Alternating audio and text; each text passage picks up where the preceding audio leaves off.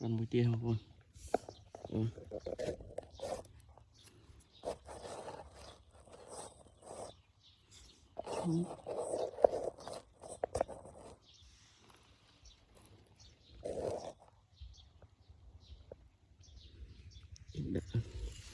Xe cua dữ.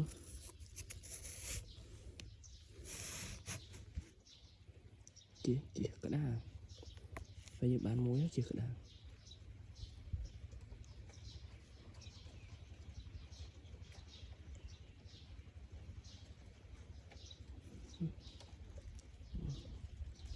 Luôn đi chơi dựng đã tới nghe chưa.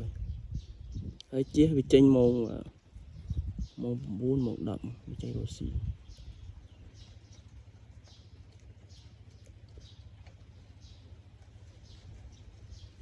Này, đuôi. Còn đuôi cái răng á.